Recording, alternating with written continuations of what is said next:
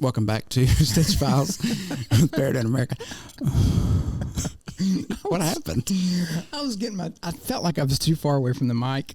And then you what happened? just clapped your hands. Well, I hopped my chair up. Did you hunch? Did you hunch up? I hopped up. I'm like, oh man, he's getting ready to start. Deflated. But you know what?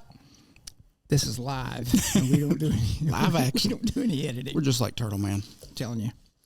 All right, well, welcome back. We're going to go over how to be a better embroiderer. That's the topic for the week. Yeah, I think that's a good topic. Yeah. How to be a better person. Not that we know. No. But we can share some tips with you. This is some self-help. A little self-help.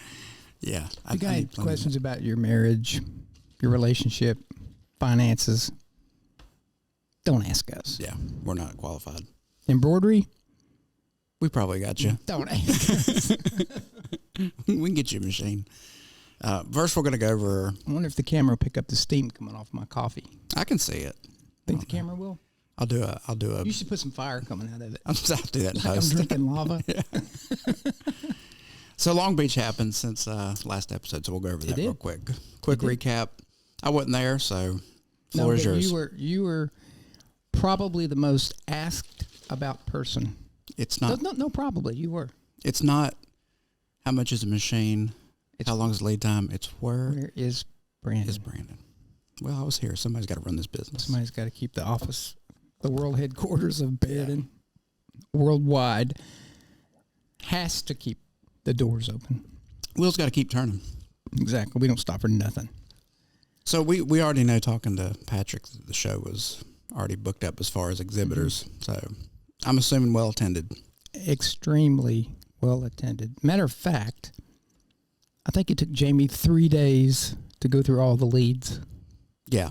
And get them dispersed out to the appropriate individuals. Our sales reps. If anybody doesn't know how that works, when you come and talk, when we scan your badge, you are put into our system. We get all the leads at the end of the show, and it doesn't get put into our system. It gets put into a system that then has to get put into our system. Yes. Jamie goes through them, annually. Divides them up by territory.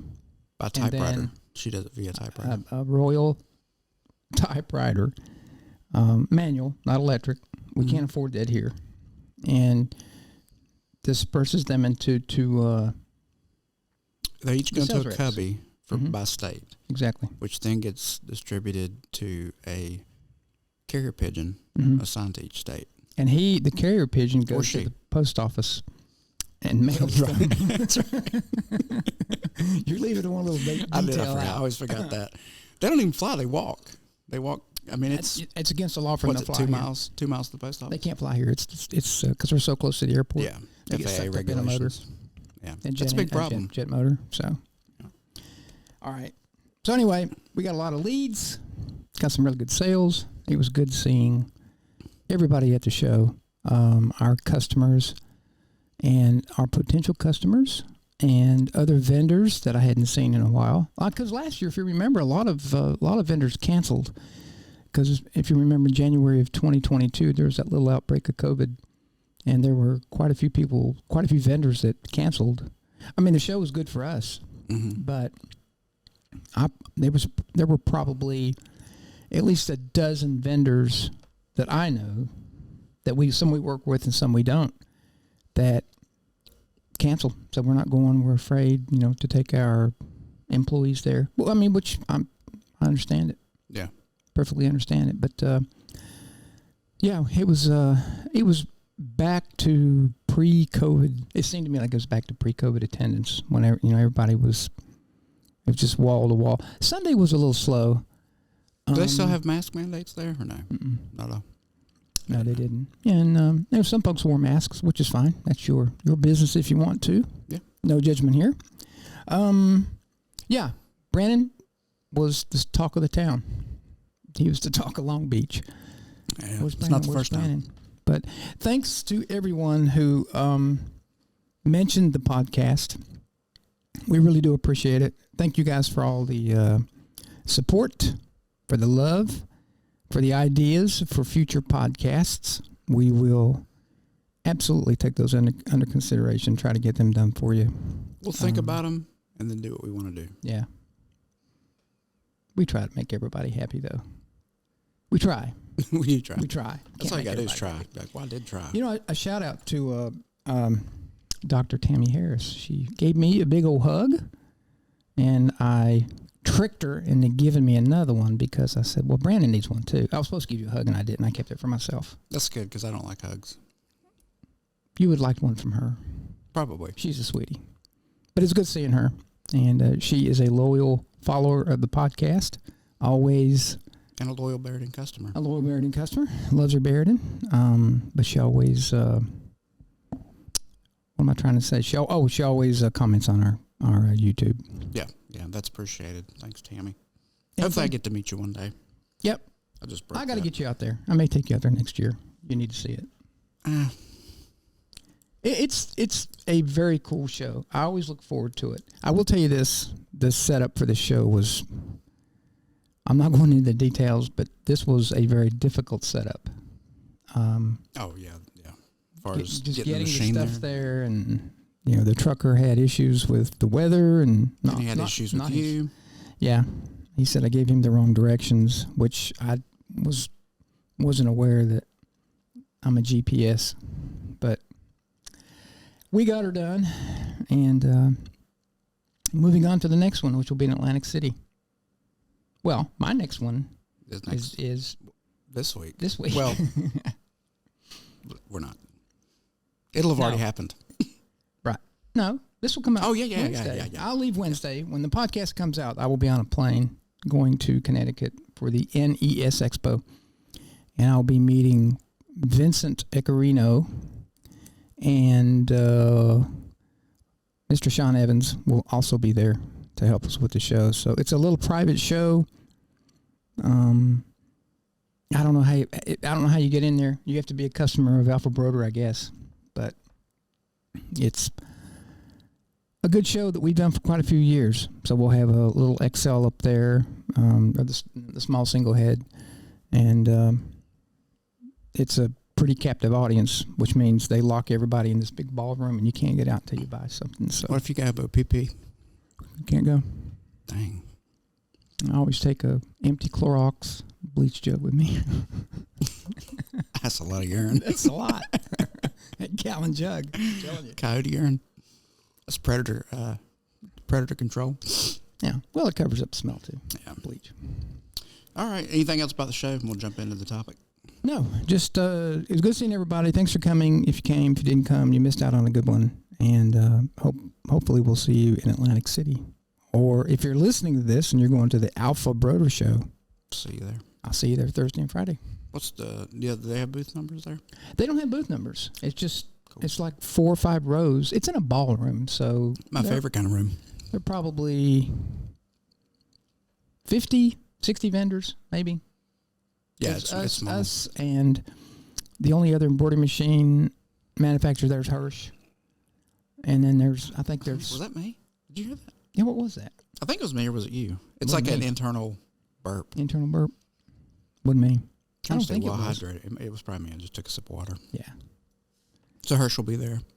Yeah, and there'll be a couple embroidery supply companies there, or 1 or 2, I think. And then a lot of garment people. Of course, Alpha Broder. And so a lot of times you can get pretty good deals on garments and that type of thing. So, invitation only though. And this year it's at the Mohican Sun. It's usually at Foxwoods, isn't it? It's usually at Foxwoods, which I like Foxwoods. I'm a little bummed it's not there, just because. That's closer though, isn't it? Is it Mohican Sun? It's close. Mohican Sun's closer. That's what I was saying. They're both right off of Route 2, and I always passed because I fly into Hartford and rent a car and drive down to Foxwoods. And I go down, is it 91, I think? Then take 395 to 2. I think's how I go. And 2 would always take me by Mohican Sun, which is a beautiful resort. It sits on the river. What's that, the river? The Thames River, I think it sits. I don't know. Anyway, you cross the bridge there and you look off and you can see it there. It's like a mirrored glass. It's a beautiful building. But Foxwoods is. We've been doing it at Foxwoods for so long. It just feels kind of weird not doing it there. I wonder why they changed it. That's a good question, because last year when we did it at Foxwoods, that casino, well, probably because the casino was about a half shut down. Maybe Foxwoods going under. They might. Maybe. Everybody's got a casino now. Yeah. Seems like it. There's a lot of them. Ours still needs one. We have the, what they call it, bingo. Yeah, we got the... They're gone. They're gone. But there's one... Isn't there one next to your wife's studio? No. There was one there, wasn't there? There was one, yeah. They last for about 4 or 5 months. Until... they get shut down. Until the cops bust them. ATF comes in, raids all their guns. Helicopters. Yeah. Humvees.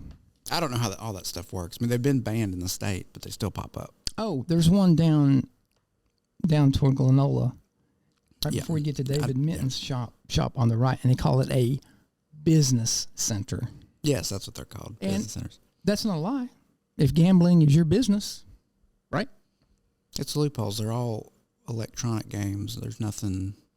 But they bet money, right? Mm-hmm. But isn't that? But I don't know illegal? that it's. I don't know that it's actual money like dollar bills. I think it's Bitcoin. No, I think it's all electronic payment. I So don't understand. I've never been to one of those. I haven't either. I wanted to go on that one down here, and I chickened out. Yeah, I did too. I was trying to get wrapped up into the seedy underbelly of gambling, and it's so easy to go to on your lunch. next thing you know, I'm throwing people into the muddy river with concrete shoes on. Yeah, I mean, they just be standing there. Yeah, because they couldn't drown because it's only a foot deep. Yeah, you just still had to be terrifying to be thrown in with the concrete shoes. Yeah. Okay, let's get on topic. Yeah, let's get off that. All right. How to become a better embroiderer. Now these are our tips. They're tips. That's what they are. They're tips. Yeah. And I thought when I started to do this, I started jotting things down. I'm like, well, maybe we'll do 5 tips. No, we're gonna give you however many we want. I've got 10, but we may come up with more. We may come up with more. Yeah. So number 1, we'll start from, and we'll go in numerical order. Yeah. We'll go with your design, making sure that your designs are well digitized, be it in-house or a trustworthy and reputable digitizer. Step number 1. Very well said. And a lot of times somebody says their machine's messing up. And machine manufacturers are notorious for this. They will say, well, it's your design. A lot of times it is your design. It is, yeah. We often say. I always encourage people, if you're having trouble with your machine, if it shows everything else fine and you get to a particular design and you're having issues, it probably is your design. Yeah. I remember we had a trade show design in Fort Worth last year, and I've got so many designs over the years on my memory stick. Boy, do I know. And yeah, I just get that. I'm getting scared. And some of them become duplicates just because I'll jiggle them around, gigolo around, and I'll put them in different folders. I don't know. I'm just not very oriented. I need to go through there and reorganize them. But I had a design that didn't sew well, and we had it at Fort Worth, and it kept breaking thread on the 6 head. And Gary McGuire was the tech setting up the show, and he said, this design breaks at the same place every time. I went and grabbed another design, put it in there. It sewed like a champ. Same design, but different name? Well, I think it had been edited for whatever reason. I don't know. But, when you say you're having trouble with the design, I mean, again, check your tensions, check your bobbin tension, make sure it's hooped properly. When it gets down to if it's not your machine, it's pretty easy to tell if it's not your machine. Just be sure to, look at your design and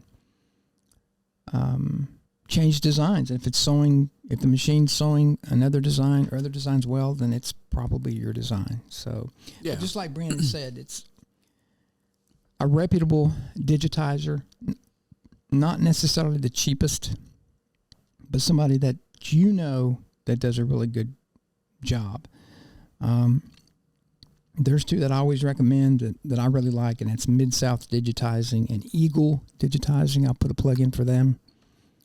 Anything I've gotten from them has been really good. And look, human beings digitize these designs, and every now and then you may get one that just doesn't sew well.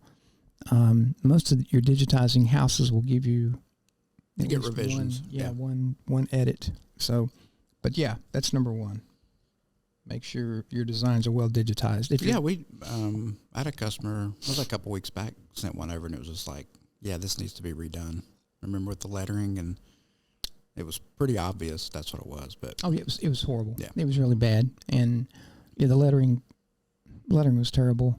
And I've sewn them here, which they just had way too much underlay under them, and just weren't put together properly. We had one here when was it? Probably a couple months ago. Remember, it just jumped around sewing.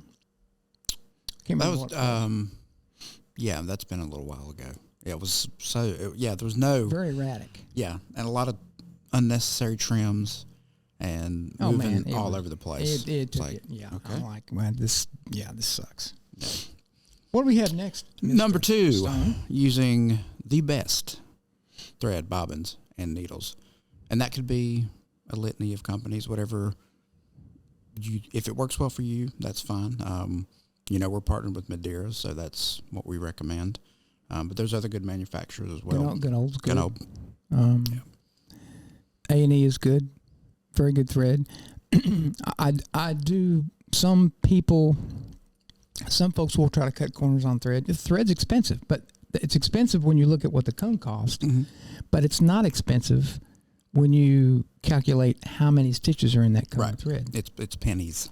It's hardly anything. So, get a good, I'm going to say polyester. I'm not a rayon guy. I know some people are, and if that's your deal, that's fine.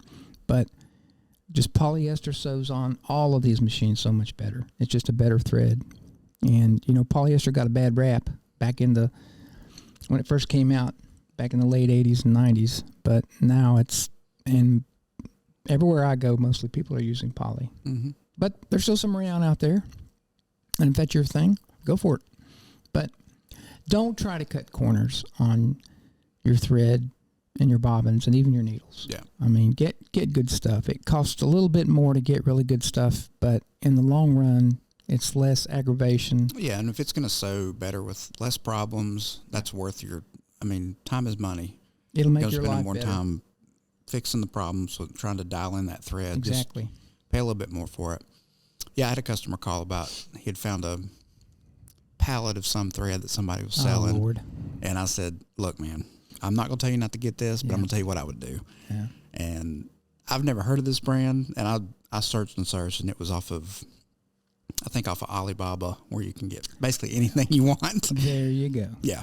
And he was like, okay, I appreciate it. And yeah, he didn't end up buying it. But I mean, when you get into embroidery and you have your first machine, let's say it's a single head, and you're looking at 15 cones of thread, and you're looking at about $9 a thread for $9 a cone for thread. Yeah, it's like, well, holy cow, that's that much.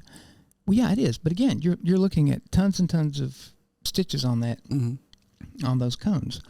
And it's just kind of the cost of doing business, the same way as ink is when you're doing screen printing. Or those digital printers, I think that those ink cartridges they're crazy. Yeah. And I'm like, wow, that's crazy what those cartridges cost. And people buy those, and they buy the cartridges, and you have to. But it's just the cost of doing business. But get good stuff. Yeah. It'll make you happier. It'll make your wife love you more. Your kids will love you more. Your banker will be happy. I don't know if any of that's true, but I think a lot of it's true. I think 3 out of 4 is true. I would say 1 out of 4 of those were true. All right. Number 3, understand the different types of backing, right backing, and when to use it. Which I think would probably go later down the list. We have don't be afraid to experiment. So this could kind of tie into that as well. Playing with different backings on different garments. Well, I mean, the general rule is, when in doubt, in my opinion, and a general rule, when in doubt, use more backing than you think you'll need.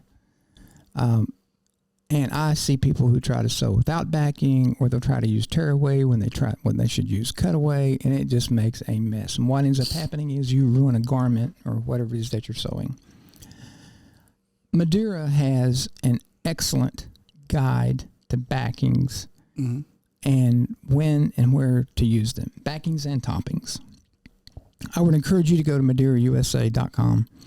And Ganold probably does they too. do. I have theirs saved. Ganold's got a really good website too.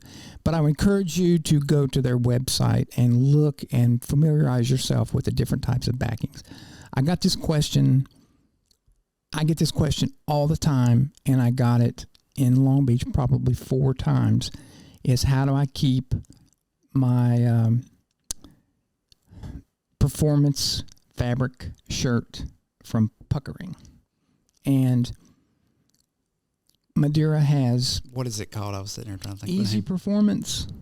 Sure. Let's go with that. All right. It's now called the number E, the number Z. The number? Mm-hmm. It's a letter, isn't it? Not Madeira. Okay. The number E, the number Z. Z. Performance. Performance. Yes. And it's a woven backing. It actually looks like a piece of cloth. Yeah. And you need that to keep those shirts from because there's nothing for the stitches stability. to adhere to. They're so thin. It's almost like trying to sew pantyhose. Yeah. It's I've had several customers ask, and we've sewed some stuff in here. It's like it works with really that backing, well. it works great. The other thing too, when you're sewing performance, and I'll give another little tip here. When you're sewing that performance fabric, even if you're just doing lettering, I don't know of any software that does not allow you to control your sewing either from left to right, the direction, right to left, or center out. Even if you're doing a name, you can go in. I know in WooComb you can go in and say, I want this to start sewing from the center. Let's say if the name is Christopher, it'll go to the. Let's see this math happen. The T. It'll go to the T. I think I'm right. Yeah. And it'll sew to the right, then it'll go and sew the other. And what you're doing is you're pushing it out. You're pushing that fabric out instead of going across, because I'm telling you that stuff puckers very easily. Another thing to do too is I would use maybe 2 layers of that performance backing, and if you hold it up to the light, mosquitoes will come to it. If you hold it up, you can see the weave in it, and I would put one piece so that this way and have them crisscross each other. So it takes a lot of that push and pull out of that. So that's what I would do, and this stuff works. We tried it here, and I'm surprised at how well it works. You would think, well, why not just use a heavy piece of cutaway? Well, you can, but the stuff about this woven is it's really soft against your skin. And it's made for the wearer of the shirt, because there's nothing worse than having a nice thin shirt on a hot summer day and a big hunk of backing right over your breast. Your nipples are chafed. That's a bad thing. Yeah. If you have chafing in that area, you're not going to want to wear that shirt. Yeah. And the woven stuff's really, really soft. Yeah. And the thing about those performance garments is they're usually pretty expensive. So, yeah, you don't want to screw up on something like that. Very expensive. I think the last one I bought at Walmart was like $9, $10. They've gone up from $7.75. I think it's over there. Yeah. Yeah. So, but yeah, learn about your backings. Go on these websites and do some research, and you'd be surprised at the stuff that's out there to make your life easier and make your embroidery look better. Yeah, and what's the what's that guy's name on the Madeira? The little cartoon. Yeah. Remember, we heard he was going away when we had. When Nancy Minnie was on here. Can't remember his name. Mr. Happy. No, that's what you call something else. That wasn't him. That's I. It's like Dr. Teach or Dr. Needle. I can't remember. But anyway, I heard he was getting retired, so that made me sad. But did he wear a monocle? That's Mr. Peanut, I think. Mr. Peanut. He looks like a peanut though. I don't remember. Wait, it's not. Anyway, on that website, what I was getting at is there's like little. It's almost like PowerPoint flashcard things for all the backing, and I don't know. It's a pretty cool resource. You can go in there and sit down with a nice cup of coffee and just learn about backing. You can. And You could become a backing expert if you did that. Me? No, anybody. Yeah, anybody could. The resources are there. Yeah. What I was going to say too is it's overwhelming, which we've said before, like the amount of different backings and types of backing. It's a lot. So Didn't used to be. Back in the old days when I started, cut away and tear away. That's it. Not anymore. There's a lot. No, there are so many thicknesses and. And the other thing too, you're going to hear, you go on any forum, Facebook, everybody's going to have an opinion on it. So, and we're not saying we're right either. I'm saying we're right. I know you would, but you're going to hear, if you ask this question online, you're going to get 50 different answers. And that doesn't mean one is right. Some things work for people. They work forever and that's what they're doing. Turns out great. So that's kind of what I was getting at to the experimentation of it is you might find something that works better for you than what we suggest even. But if you do, share it in the comments. Yeah. But this is a place to start. That's what we're getting at. You could say I don't use that backing for performance shirts, but I use old Chick-fil-A bags. Sandwich bags. Yeah. Just unwrap your sandwich, eat it. Put a little Polynesian sauce on there. Yeah. And use the wrapper that your chicken sandwich came in. There you go. Use it for your backing. Why couldn't you? The hats that we get for the trade shows, they come with backing on them. Yes, they do. And do we use it? No, I don't like it. It's too thin. Yeah, I agree. I don't like it at all. It's a good thought. I'm glad they did that. It's thoughtful. Yeah. But I don't like it for simple reason. It's not enough back. I like the big, thick backing, extra heavy. I think it's 3.5 ounce or something like that. I love that backing. It makes the hats look so much better. I even use it on the structured hats. Because especially if you're doing lettering, it doesn't hurt to have that backing in there. And backing's cheap. And so are Chick-fil-A sandwich wrappers. They're cheap too. Try that on your performance shirt. I'm just kidding. Somebody will try that. Yeah. I got mayonnaise on my shirt. Right. They don't come with mayonnaise on them. I got pickle juice on my shirt. There you go. I don't even like Chick-fil-A. Oh, we know. I was going to say that. I don't even like it. I would use a Bojangles chicken biscuit wrapper. That's what you would. If I wore a performance shirt, if you ever see me wearing one of those shirts, I can't afford them. But if you ever see me wearing one and it's got embroidery on it, and I did it myself, it's got a Bojangles wrapper on the back of it. It will smell. I will smell like Cajun spiced chicken, baby, and dirty rice. Ain't nothing wrong with that. Oh, I had some the other day. The rice? I had Bojangles. I try not to eat much. I'm watching my girlish figure, but your mama got us some chicken. Speaking of, trying to watch what you eat, did you notice how, this is going to be a tangent, but no, not us. Yeah. We're working on this barn with my brother. Oh, Lordy. His adopted son. Here we go. Do you notice anybody like adopted son? Yeah. When somebody says, I'm going to order some pizza. Oh, yeah. Everybody's like, oh, I'm good. No. When the pizza shows up, though, everybody eats the pizza. I was the same way. I was we killed that pizza. Yeah, and then I was talking to Tanner, my cousin, who was also there working. I was like, after I ate that pizza, I did not feel good. I didn't either. I was so sluggish. Yeah. Well, I'm sluggish anyway. I was even more. It was rough. I was like a senior citizen snail. And my neck hurt. I guess all that overhead, hitting that crowbar, I tweaked something in my neck. So does it still hurt? Yeah. And my ankle. That's a hazard. On top of, we probably have some sort of... We have a disease. Like botulism, bubonic plague, some kind of... The amount of rat excrement. Yes, the next virus will come out of Lexington, North Carolina. I can promise you that. And patient 0, 1, 2, and 3 will probably be us. 4. Tanner was there yeah, too. 4. Tanner's so tall, he's like above all the dust, the particles. Around. Yeah. I'm telling you, man, I almost got mad. Kyle hit that board one time, and it went down the back of my hoodie.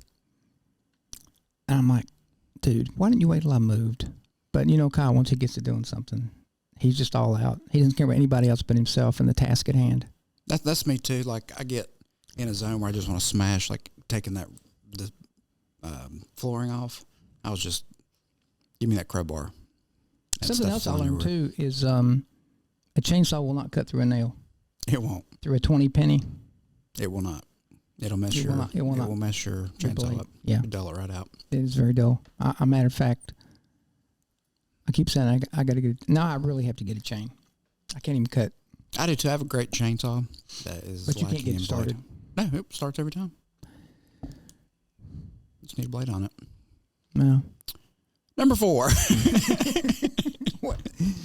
How did we get on that? Because you're talking about a chicken biscuit and eating yeah, things you chicken shouldn't eat. Where did that pizza come from? Papa John's. Mm-hmm. You like their pizza? Man, pizza's not. I mean, even bad pizza is still pizza. I and don't that's know. good. You know, Mom likes that Little Caesars because it's cheap. That's nothing but crust. I will tell you this though, their thin crust is pretty good. It's not. I mean, I'm just saying, if somebody shows up with pizza, even the worst microwave, like those dollar party pizzas, are still pizza. It's still Would good. you eat pizza from a gas station convenience store? I probably have. Yeah. What's the name of that? What's it called? Howard's. What's it called? How? Pepe's Pizza. I don't know. There's what is it, Little Brothers or something? It's a chain, and you see it all these along the interstate at a lot of these convenience stores. Hunt Brothers. Yes, I'll stop and get a cup of coffee when I'm traveling. And a slice of And pizza. I said, no, I never have. And I'm like, one of these, and I see like people like getting it. Must be pretty good. There's a, I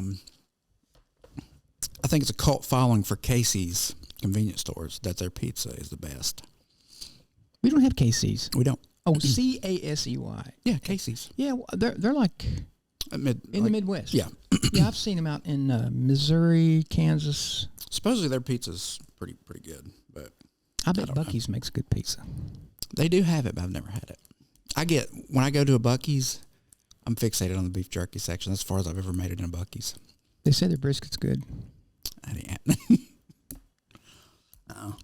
I'm supposed to go to, I am going to Lexington, Kentucky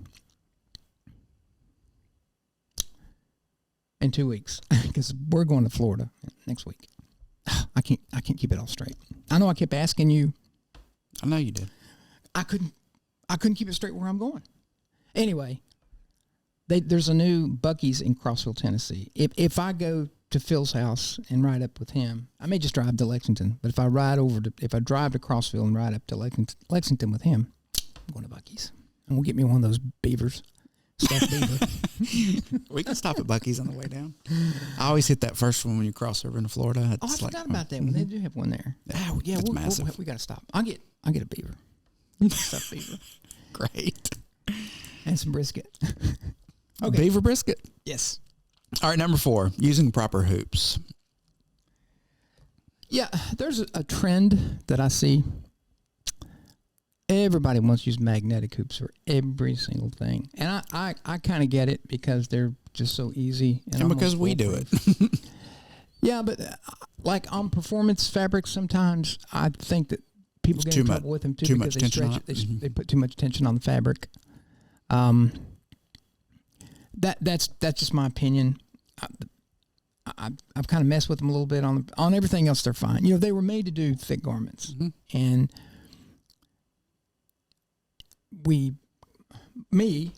I got lazy. I use them on everything. But if I were going to, What's the thing? Here's the thing too. I'll interject with this. If you have access to them already, as we do, it's pretty easy to get it, use it, and it's simple. And the other thing too, you know, and I've had people ask this, like, you know, they've got wrist issues and things like that. Yeah, absolutely. And it makes a world of difference. I agree. I'm not telling people not to use it, but there are some things that I think it's overkill. Yeah, they're buying Mighty Hoop for every single size they have. They want, and I just don't agree with that. I think that you need keep some blue hoops for your performance fabrics.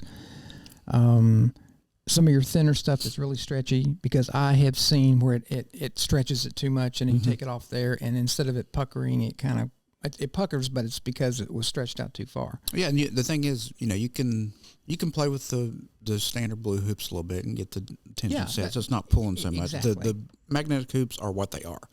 It's universal. That is the tension it's going to be. If you get the hoop master and get the fixture for a 12 or 15 centimeter hoop, which is all you need, and get that thumb wheel set exactly where you need it. It is so easy to hoop with the blue hoops. It is just as easy as it is with the magnetic hoops. Now, if I'm hooping flat, yeah, the magnetic hoops are 1,000 times better. But they can still get crooked. Yeah. But the blue hoops with a mighty hoop or with a hoop master, and if you're doing like thin shirts and things like that, I personally I'm going to use the 15 centimeter, 12 centimeter every single time. So I'm a huge proponent of the mighty hoops, but I do see them being used, way too often. I used blue hoops at the show in California on those bags, and they work fine. They work better on those bags than the magnetics do. Because honestly, it is almost that those bags are so thin, it's almost impossible to get the wrinkles out of them. Where if you hoop it with the blue hoop, you can kind of start on one end and push it down and pull a little bit. It'll get the wrinkles out of it. Well, remember we sat in here and messed with it. Yeah. One afternoon, and it was like sitting there fighting with it with the magnet, and it's not the application for it. No, because it's like all or nothing. It's like bam. That's what like you can't like lift it up. Right. As soon as it wants to go down, watch out. Yeah. It'll cut a finger off. Oh, I've lost like 7 or 8 of mine. He's lost 13 fingers. Yeah. But they're great products. They are, and I highly recommend them. But myself included, we've gotten a little lazy because we'll just take a mighty hoop, and we've had people who say, well, I want to change all these up for mighty hoops. Well, you can't because we'll sell them to you, but we don't trade our hoops for the mighty. The mighty hoops are very expensive, but they work. Another thing you want to add to this, as far as using the proper hoop, it's understanding your fabrics too, which kind of went along with what we were talking about. Those bags that I had were really thin nylon, and they were somewhat stretchy, but they were just, first of all, they looked like they'd been in a crypt somewhere. They were so wrinkled up for 1,000 years. Oh, you mean the bag when you got the bags up? And again, with the performance fabrics, I much prefer using the 12 or 15 centimeter round. And something else you got to keep in mind too is the round hoops are round for a reason, and your round hoop is always going to hold a garment stronger. Like the round blue hoop is going to be stronger than the round square hoop because you just said the round square hoop. The round blue hoop. Let's say a 12, 15, 18 centimeter round, you're going to get the same tension around the circle. Where on like the 290 by 300, you always see the corners always get, because it doesn't hold up in those corners. It holds on the four longest sides. Does that make sense? I know what you're saying. I probably confused everybody in the whole world and Mars too, but because the mighty hoops are all square. So again, you're back to overstretching some of this material. So all I'm saying is be cognizant of the mighty hoops aren't the be all and end all for everything, every single garment that you have. Yeah, don't go buying mighty hoops to replace all your hoops. And I mean, I just think you'd be a little bit smarter with your money and maybe put that money into something else as opposed to spending all that on. I agree. A hoop to replace every. The other thing too is don't forget about the specialty hoops on the market too, like the clamping systems, the gator clamp, the pocket clamp that we sell, all the stuff that EMS Hoop Tech sells. All those different hoops. I mean, just go to their website and do a little bit of research if you're looking to. I was going to direct folks back to that podcast we did on all the hoops because that was a good one. Yeah, it was. That is episode 14. You were close. Episode 12. So good. Yeah, I'll link it at the end of the video so you can conveniently just go check it out. Yeah, we kind of go over all the ones that we have access to in here. So, yeah, and it's. I mean, you want to buy all this stuff, but you got to stop and think: how much am I going to really use that particular clamp?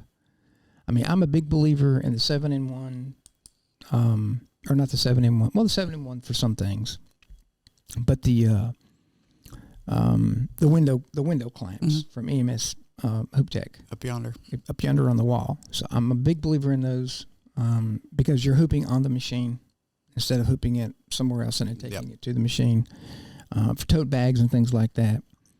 I thought about taking one. You and I talked about it. I thought about taking one to Long Beach to do those bags, and then I got to thinking, well, I was doing it on the 2-head, and I didn't have two of them. So that's the reason I didn't, because that would have been nice just to throw them on there. But that was a perfect application for that. If bags were my business, if I were this is a good bag man. This is a good segue into know your market, which is last on the list. Yes. So I think if that's what you're doing, invest in those hoops. Invest in those hoops. If you've never done a tote bag in your life, might not be the thing you need to buy. Well, I mean, you can use Mighty Hoops on tote bags too. Yeah. Which work well.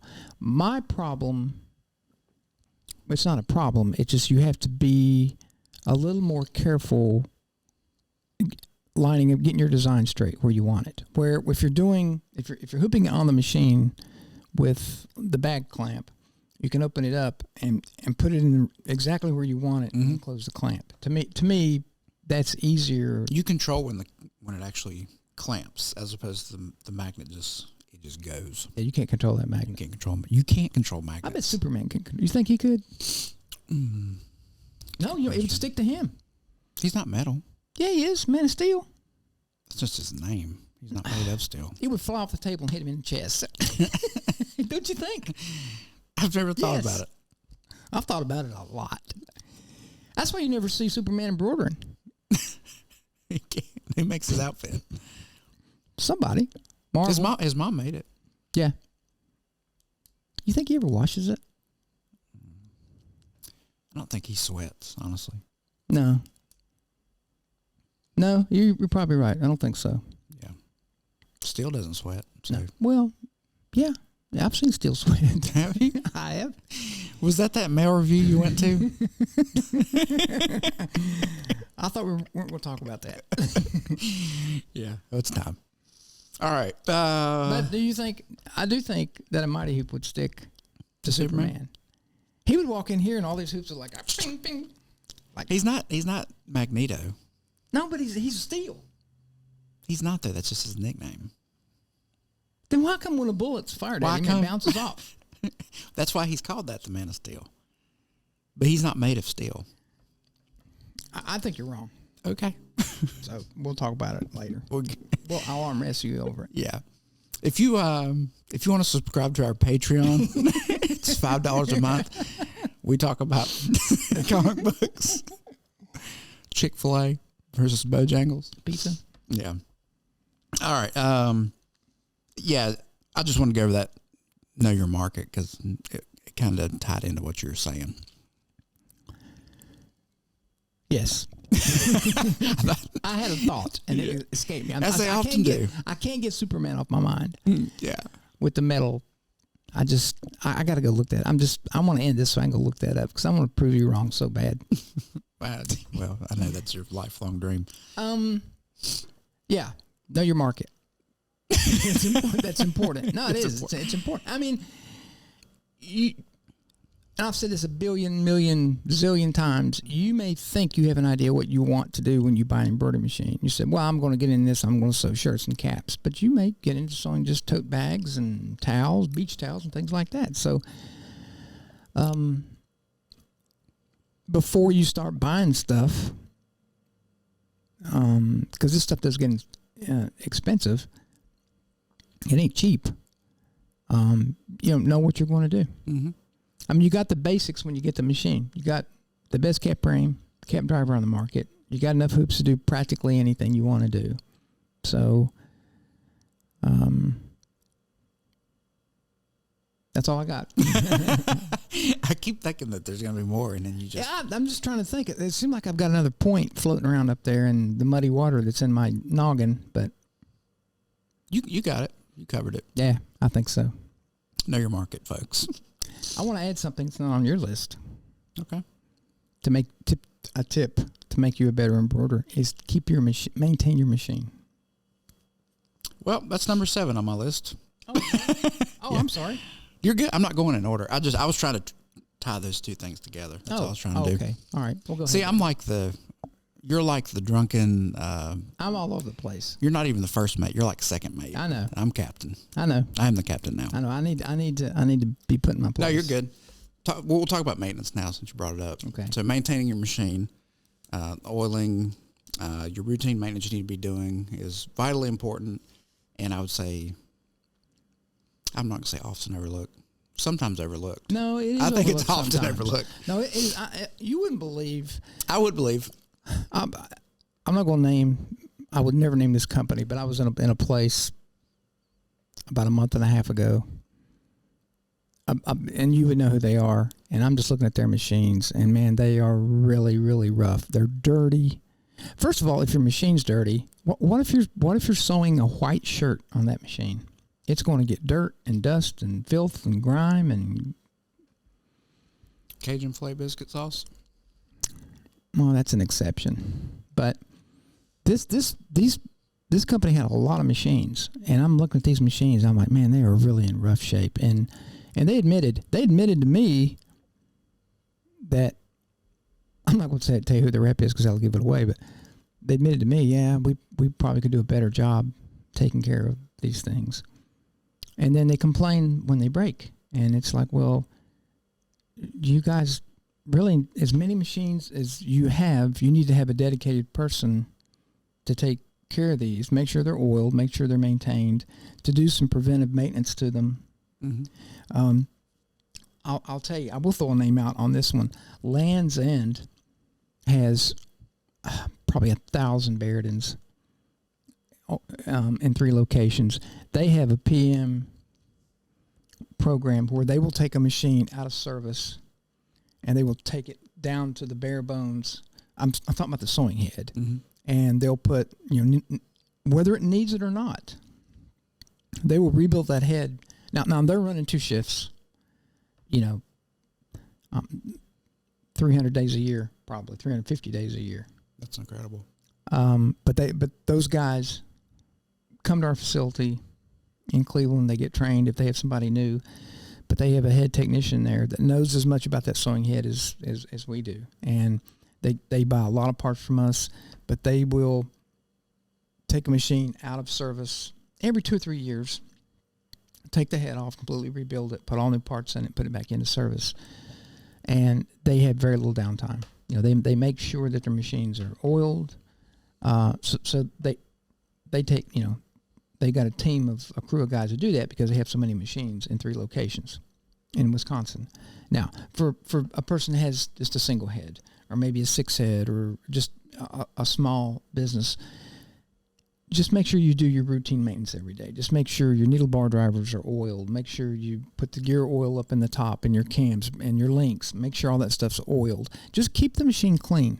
I love to see people take pride in their machine, because if you ever sell it and somebody sees it, and we're looking at some used machines that you and I went and picked up, and we didn't rebuild them, but we went over them and took them apart and kind of cleaned them all up. But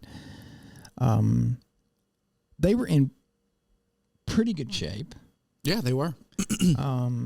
So they had been taking pretty good care of them. We had to replace a few parts on them, but just taking care of your machine will cut down on a lot of problems. If you don't sew that, if you don't oil the hook, your sewing hook or your rotary hook, at some point in time it's going to seize up and you're done. And your machine's broken, then you got to fix it or have us come and fix it. So, take pride in your machine and take good care of it. And if anybody can oil it, we've got videos on YouTube on how to oil the machine. I would recommend too, if you're a small business owner, is to have like one of our techs come in and do a yearly maintenance on it, just a checkup, just like you go with the doctor and get your yearly exam. Or every 10 years. Or whatever. I got to. Right, whenever you got to do it. Yeah, I haven't been in a while either. So, but anyway, that's another thing that's going to make you. All these things together. It's going to make your machine run more efficiently and right. give you less problems. But yeah, these are some of the things that Brandon and I wrote down. Just if you want to become a better embroiderer, a professional, as we like to say, these are some of the things that you can concentrate on, and it'll make you a better embroidery person. That's what we think, our humble opinion. Yeah. All right. Anything else you want to go over? There's understanding your software. We didn't go over that. That's probably a good idea. Oh, yeah. Yeah. Learn your software. All right. Bye. No, I know Wilcom is really good at ongoing education with their software. I mean, and it's understanding. When I say understand your software, I'm just talking about knowing the settings, knowing what pull compensation does, knowing what your underlay does to make your lettering look better. It's going to make you a better embroiderer in the long run because your stuff's going to look better. Your lettering will look better. Your designs will look better. So all this stuff goes together. Good backing, good needles, knowing your software, keeping your machine maintained, using the proper hoops. All this goes together to make you the best embroiderer you can possibly be. Because I know it can seem daunting when you get a machine, and we've said this, running the machine is the easy part. Mm-hmm. It's becoming an embroiderer that is the hardest part. And it's to me, it's constantly learning. Yeah, it's like anything else that you want to be proficient at. Like the learning doesn't stop. Well, and you two, both of us, we go into a lot of shops, and I always like to go in when they say, "Hey, you want to see the machines?" I'm like, "Yeah." I mean, I've seen a million embroidery machines in my life, but I want to see how they're doing things. Mm-hmm. Maybe I can learn something or pick up something from them. Or I've had them say, "Are we doing this right?" And I'm like, "Well, looks okay to me. How are you doing it?" And sometimes they do it maybe differently from what I would do it, but it looks excellent. So I'm not going to say, well, maybe you should do it a different way just for the sake of me trying to be right. If there's a particular way that they do it and it works for them.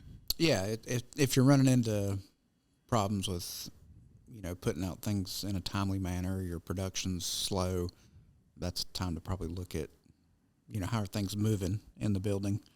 Yeah, that goes to workflow, mm-hmm. Maybe getting into networking. Yep. Which, if you have one machine, that's not a big deal. Once you start getting several machines, then workflow will become an issue. And not everyone understands workflow. Even big companies don't understand workflow. Yep. I've been in some pretty big operations where they're just kind of stumbling over themselves. On top of one another. I'm like, why don't they see this? And I wouldn't say anything, but if they ask me, I'll say, well, yeah, you can make this a little more streamlined. But, if you have one machine, you usually have a table there where you're hooping, put it on the machine, let it sew, take the stuff off, do QC, fold it. But you think if you multiply that by 100 and you've got a bunch of operators, you need a lot of space to have an efficient embroidery shop. And a lot of these companies, well, not a lot, but some of these companies get into it and they grow so quickly, and you have to work with the space that you have. Yeah. And you may want all of this, but if you're trying to cram a bunch of machines into this small area, I'm not so sure you want all those machines, because if you can't run them because you're inefficient, it might make you less productive than having less machines. Exactly. A nice workflow. So, yeah. Anyway, we were saying about the software. Yeah, like Wilcom has an extensive library, mm-hmm. live classes. I know they were doing some webinar type stuff. So, yeah, if it's not Wilcom, whatever resources. Whatever you use, Pulse or whomever, whatever that you use, just learn all you can about it. And I know sometimes we get caught up with running our business, But I think you have to take time to see how you can do things better. I think you have to if you're going to be a really good business. I can think of a guy up in Iowa, Pat. This guy is just one of the smartest. He's not an embroidery guy, but he looks at efficiency all the time, and he probably moved around his shop a dozen different ways to increase his efficiency. How can he get more work out of these machines? You know, it's not necessarily the machines, and he'll tell you that. It's how they're configured. Mm-hmm. You know, do I do a 6 and a 1? Sometimes he'll have a pot of a 2-head and a single head, and he'll put his smaller orders there, his bigger orders here. And I think that's what you're going to see. Well, I know that's what you're going to see here in the future pretty soon is it's going to get to where these bigger shops need a way to control where the work goes based on how many heads, how they're the set size up. of the order, Yeah. and the colors that are on the machine. I mean, that's something that we've been working on here for a while that hopefully we'll see here in the next couple of months is, and we're going to bring Thaddeus on here to talk about this at some point when we're ready to launch it, but we've got some new software. It's for the bigger shops, but if you've got a bunch of machines and so you got 6 heads and 2 heads and single heads, and if you're an embroidery manager, it's like, well, you know, which machines is it more efficient for me to put these on? It's not always putting things on that 6 head. Mm-hmm. Sometimes it is, sometimes it isn't. If you don't have the colors on that 6 head and you got to spend 15 minutes changing colors, maybe it's better to put it on the 2 head or a couple single heads. So to me, that's where embroidery's going, is efficiency. How to use what you have the most efficient way possible without downtime. Mm-hmm. And that has to do with colorization. Colorization's going. You're going to hear that a lot, I think, in the next couple of years or so. Is how to be more efficient with colors, and it's a hard thing to do because embroidery machines don't know colors. They don't. They can't. They don't know red, blue. All they know is you have 15 choices, and it's up to you to tell the machine what colors on one of those 15 needles. But if you can have those colors the same 75% of the time, you can be much more efficient. Yeah. I've thought about that a lot. A way that the machine can know what's on there. Well, Thad and I talked about this with Madeira, is putting you would have to put a chip on every cone for it to talk to the machine and say, hey, I'm needle number 1 and I'm green. I'm needle number 2 and I'm red. Yeah. I mean, you would. There's no way you have to physically tell the machine. That's why Polo Ralph Lauren up in High Point does it. To me, they've done this for a long time, and to me, they do it probably better than anyone. But they have the money to do this. They have 2 banks of 6 heads, and they have on one 6 head they have 15 colors, and on the other 6 head they have another 15 colors. And when it comes down off of their conveyor and they're doing the shirt, they know which machine to take it to, which has based the on proper the colors. But the issue is you have 15 needles to choose from, and Madeira's color palette is 300. What are they up to now? I don't know. 50, 400? I mean, it's a ton of It's a colors. lot. So could we make a 400 needle machine? Probably. We already have. Stay tuned for the next episode. It would take it like an hour to go from needle number 1 to needle number 400. Span a room. Your head's moving completely across the room. Yeah, I don't know. Or if you could barcode scan if there's a barcode on the cone, that would tell the machine where it's located. Yeah, I mean, physically, then you're putting a barcode on every maybe that is a good way to do it. Or a QR code. Yeah. But somebody's got to put those on there. I'm working on a project. Okay. I'll get back to you in about 60 years. Alrighty. I'm not smart enough to figure this stuff out. I'm not. I think about things like that. I'm like, well, I can't do it. Somebody will figure it out. I've been looking at this colorization with the networking. Because it's math, and I was never good at math. Yeah. It's adding and subtracting.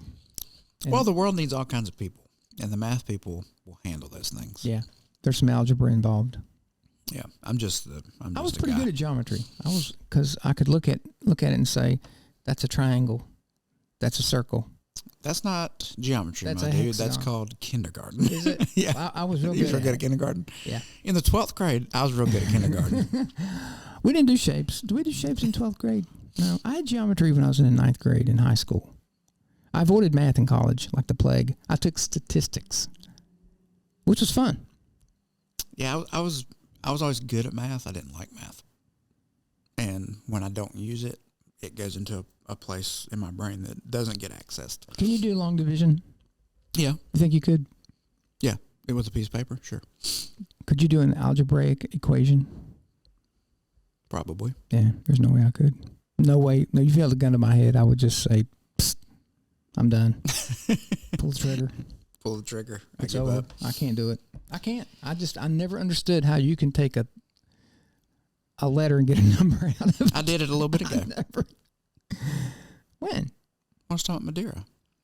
I said Oh, you did, didn't The you? number That was algebra. E, the number Z. Mm-hmm. Oh, so See, those this just came full circle. those algebra classes really paid off Mhm. for you. They didn't do squat for me. Yeah. What was it? Knowing is half the battle. That's what I was trying to think of. Yeah, I fought that battle.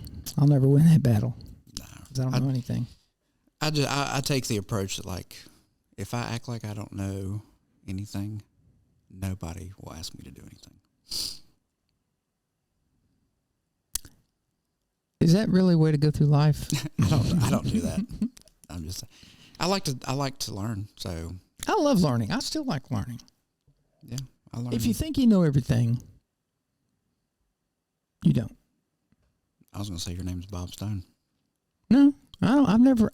No. You know I don't. No, I've never thought I knew everything. I mean, I've got opinions about everything. I got opinions about algebra, Superman, Chicken. Yeah, Chick-fil-A.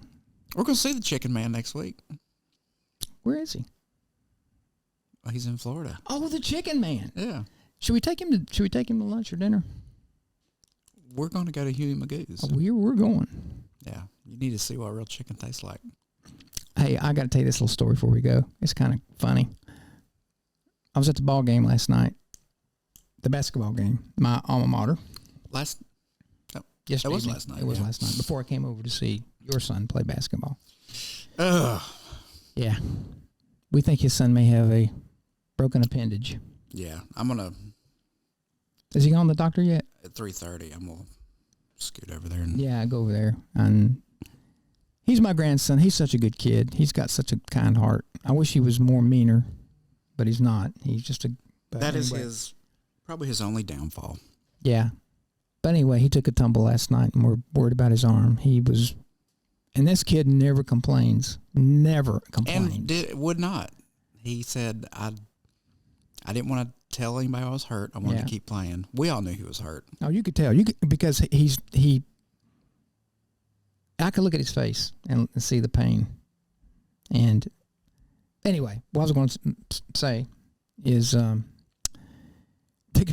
we're at the ball game, UNCG ball game last night, and at halftime they pick a fan to do a layup, a free throw, and a 3-pointer. Okay. And you know what the prize is? That's no big deal. A hot dog? No. You get if you make the layup and the each thing shot, has a prize? No. Okay. No. Okay. No. And a 3-pointer, you win a free Chick-fil-A sandwich. So you're like, there's no way I'm doing that. Well, it's not that. Isn't that kind of hokey? That's all you get. You don't even get fries and a Coke. It's UNCG. What are they going to do? Be dissing my school. No. I'm sorry they lost. So I told Greg. Greg said, and we're talking about it. They do this all the time because we try to go to every home game. He's like, we laugh every time they say, "Oh, you get a free Chick-fil-A sandwich." It's not like you get a $50 gift certificate. Here's another way: if you download the Chick-fil-A app, you also get a free chicken sandwich. Well, and I told Greg, I said, "Yeah." And it was yesterday was Sunday, and I said, "Yeah, the coupon's probably only good for Sundays. For Sundays, was never closed." Yeah, has to be redeemed on the date that the free throws made. Anyway, anytime, but we hear that little contest they have. Someday they're going to probably, Mr. Stone, would you like to go do that? I'm going to say, make a Bojangles, and I'll do it. You got a deal? I'll dunk it for a Bojangle. Exactly. Okie doke. We'll get out of here. If you're at the Alpha Broda show, come by the booth. Good luck finding it. There are no booth numbers. There's no booth numbers, but it's in a ballroom, so dance on over. Do your best foxtrot over to the Barrett booth. You can twist over. We don't care. Yeah. And then Atlantic City is March. I can't remember the dates. And then Charlotte's in April. Yeah. And then, man, that's it until September. Thank God. I'm happy. Yeah. Anyway, thank you guys for listening. Yeah, we appreciate commenting, subscribing. Everybody that came by the booth said they were fans. We appreciate it. Not fans, just you listening. Oh, I hate saying that crap. If you will leave in the comments, please settle this. If you think Superman is made of steel, and if you think the Mighty Hoop would stick to him if he walked in the room, just leave a comment what you think.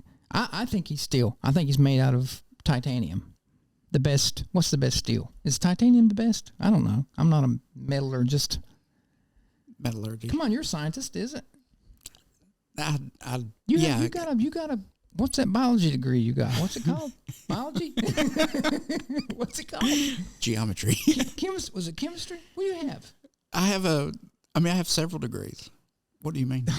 I got several. You asked the question. Well, what is it? What is it? I have a biology degree, and I thought you had a chemistry degree. I do. I have a minor in chemistry, a minor in exercise science. Tell me, what's the best steel? That's chemistry. I guess titanium would be. I don't know. I'm not in the game anymore. I shut the lab down. I was doing all my testing on metals. I shut it down. Well, leave in the comments if Superman is indeed made of steel, and if you think the Mighty Hoop would stick to him. Yeah. If he walked into that's your task for the next 2 weeks. So he couldn't work at Mighty Hoop, and we tried to hire him. He walked in, and all the products stuck to him, and we had to like peel it off of him so he could leave. You're fascinated by that image of Superman covered in Mighty Hoop. I get this stuff in my head, man. I can't help it. Yeah. I think it'd be hilarious. Not to Superman. Well, he could get it off. He could just use his laser eyes and cut them off. He's made of steel. Okay. Leave your comment below. Leave your comment, please. Please let us know. Settle this argument. Yeah. He's not going to be able to sleep. I won't. Meanwhile, life for me will go on as normal. We'll see you guys on the next episode. Thanks again. Go like, comment, subscribe. Anywhere get your podcast. Give it a thumbs up, 5 stars, all that good stuff. And we'll see you on the next episode. Goodbye.